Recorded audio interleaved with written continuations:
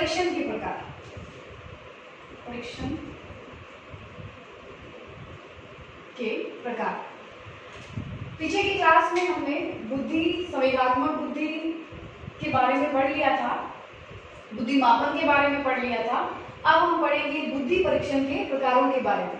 तो देखिए, बुद्धि परीक्षण के जो प्रकार है वो कितने प्रकार के हैं। बुद्धि परीक्षण के दो प्रकार हैं, पहले व्यक्तिगत और दूसरा सामूहिक। यानी बुद्धि परीक्षण दो प्रकार से किया जाता है, व्यक्तिगत परीक्षण और सामूहिक परीक्षण। तो पहले हम बात करते हैं व्यक्तिगत परीक्षण किसे कहते हैं और सामूहिक परीक्षण किसे कहते हैं। देखिए, व्यक्तिगत परीक्षण जो होता है वो सभी प्रकार के बच्चों, सभी उम्र यानी आयु के बच्चों और वयस्कों के ऊपर किया जाता है।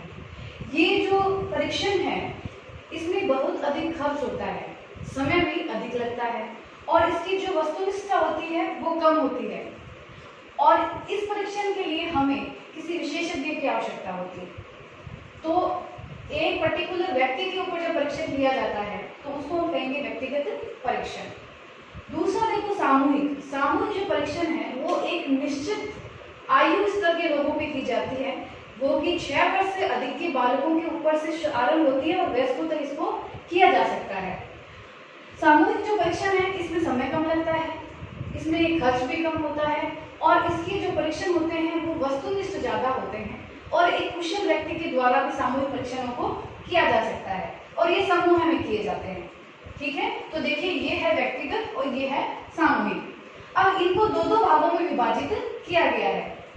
व्यक्तिगत को दो भाग में यानी व्यक्तिगत शाब्दिक और व्यक्तिगत अशाब्दिक परीक्षण। वैसे ही सामूहिक शाब्दिक और सामूहिक अशाब्दिक परीक्षण।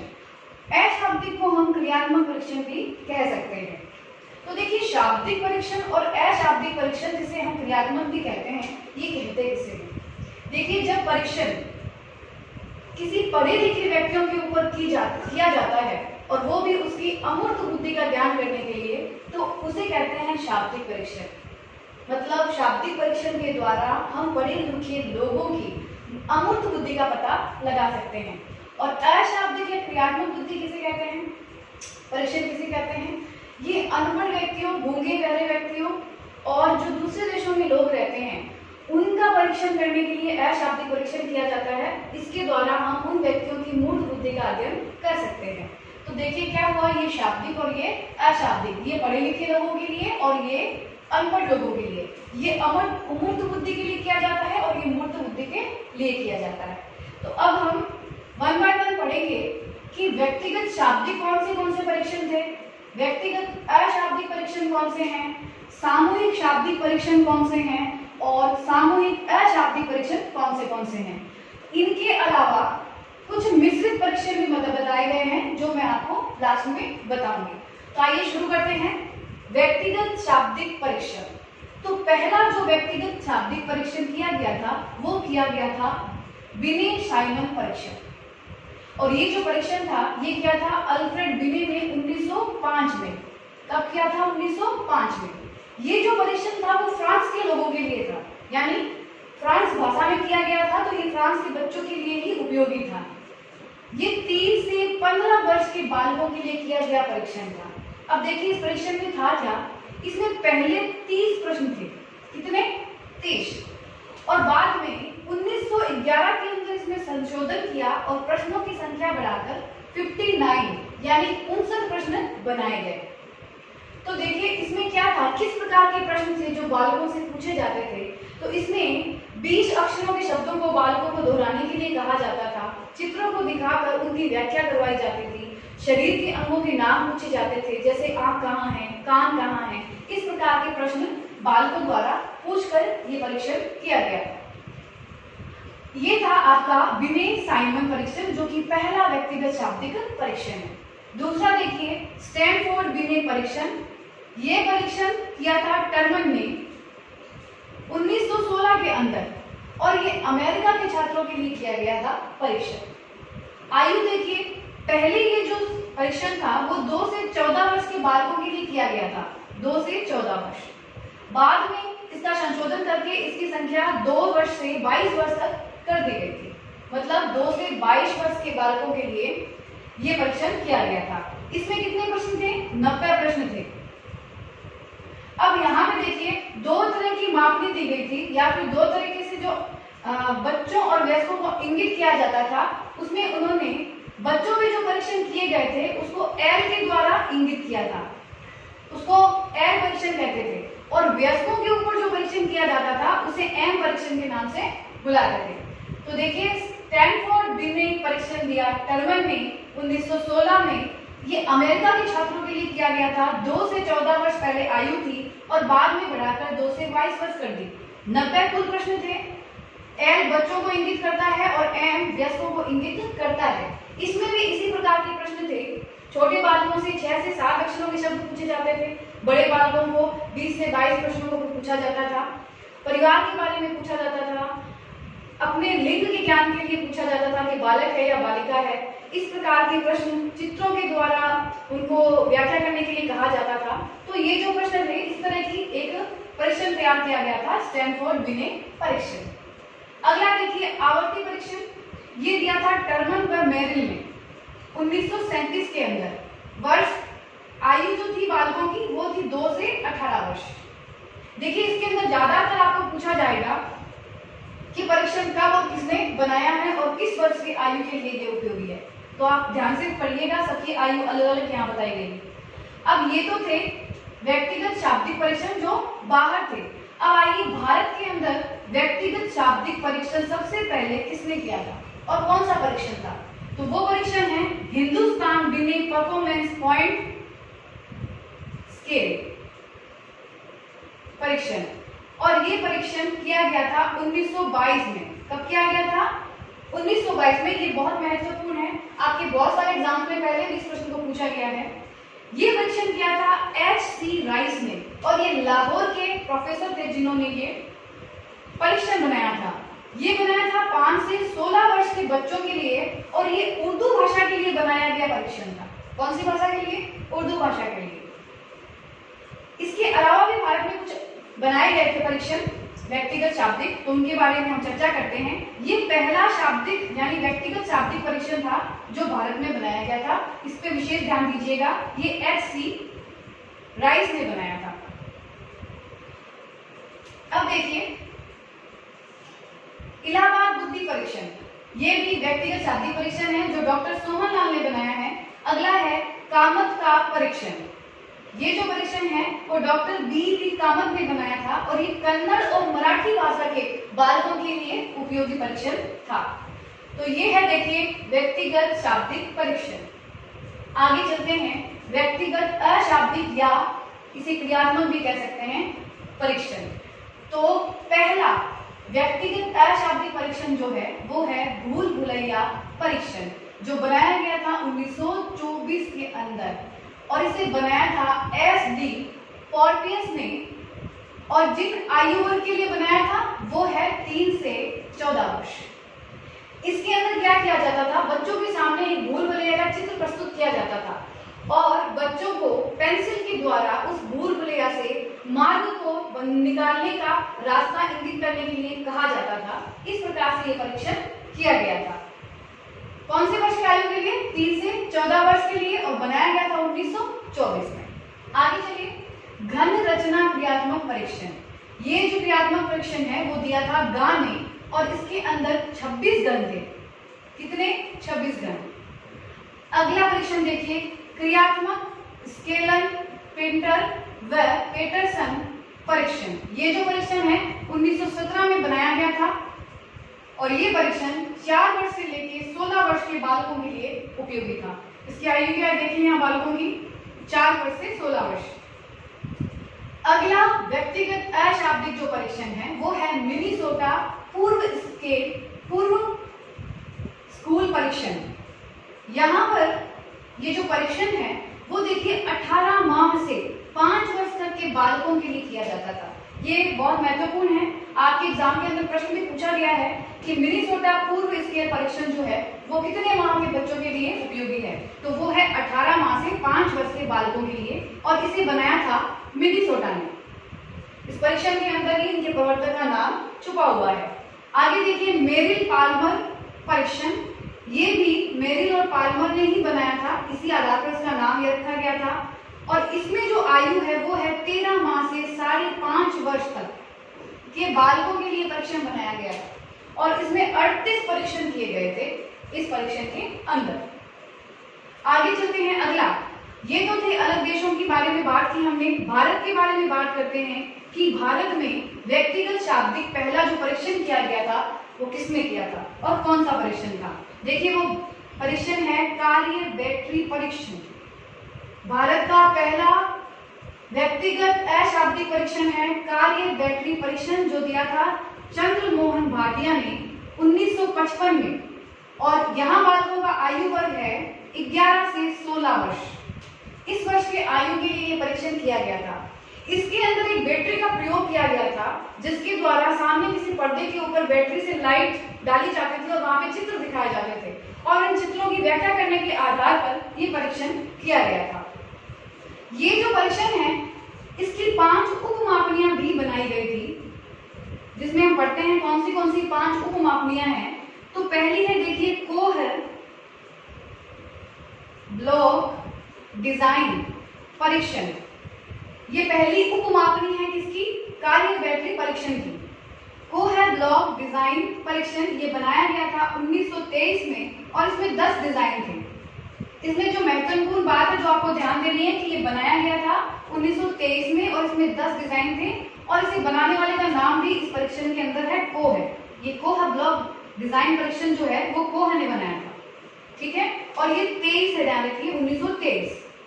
अगला है पास एलो परीक्षण जो 1932 में बनाया गया था और ये बनाया था अलेक्जेंडर पास ने।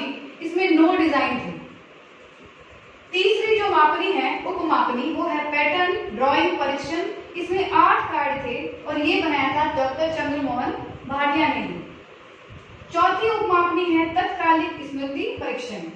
5वीं मापनी है चित्र निर्माण परीक्षण। इसमें 5 तस्वीरों के टुकड़े होते थे और इन्हें जोड़कर परीक्षण किया, जोड़ने के लिए कहा जाता था और परीक्षण किया जाता था बालकों का। अब इसके अलावा देखिए कुछ अन्य है भारत में जो किए गए थे। वो है डॉक्टर एमिल परीक्षा जो प्रमिला पाठक ने की थी और दूसरी है CIE बुद्धि परीक्षण जो प्रोफेसर उदय शंकर ने किया था 1953 के अंदर। ये कुछ अन्य व्यक्तिगत अशाब्दिक परीक्षण है।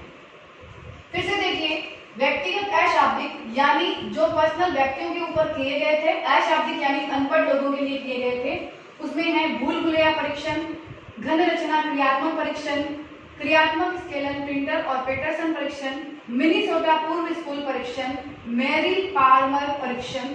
भारत के अंदर जो पहला व्यक्तिगत अशाब्दिक था वो है कार्य बैटरी परीक्षण। उसकी 5 उपमापनियां हैं जिसमें है कोह ब्लॉक डिजाइन, पास एलो परीक्षण, पैटर्न ड्राइंग परीक्षण, तत्कालिक स्मृति परीक्षण, चित्र निर्माण परीक्षण। और इसके अलावा जो भारत में किए गए हैं कुछ मुख्य डॉक्टर एमएन परीक्षा प्रमिला पाठक के द्वारा और CIE बुद्धि परीक्षण प्रोफेसर उदय शंकर के द्वारा 1953 में। तो ये हमने अभी पढ़ा अशाब्दिक क्रियात्मक यानी व्यक्तिगत अशाब्दिक क्रियात्मक परीक्षण। यहाँ तक जो है वो सारे व्यक्तिगत अशाब्दिक है और ध्यान दीजिएगा। अब देखिए आगे चलते हैं सामूहिक के बारे में। जो समूह में किए जाते थे उसके बारे में चर्चा करते हैं कि सामूहिक शाब्दिक जो परीक्षण थे वो कौन से थे।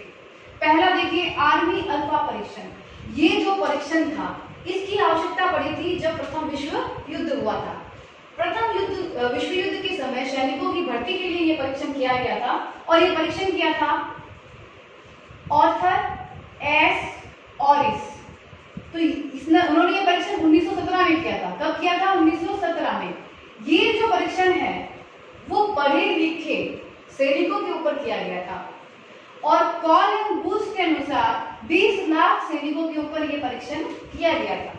और परीक्षण का जो आधार था यहाँ वो थे कि उनके बीच में उनके अंदर गणितीय संख्याओं के संबंधी जो समस्या होती है या फिर किसी समान संबंधी जो ज्ञान होता है, शब्द संबंधी जो समस्याएं होती हैं, इन सभी के ऊपर और इन्हीं के आधार पर यह परीक्षण किया गया था और सैनिकों का चयन किया गया था। अगला देखिए सेना सामान्य वर्गीकरण परीक्षण।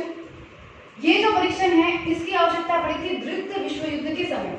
ये भी सेना के ऊपर किया गया परीक्षण था।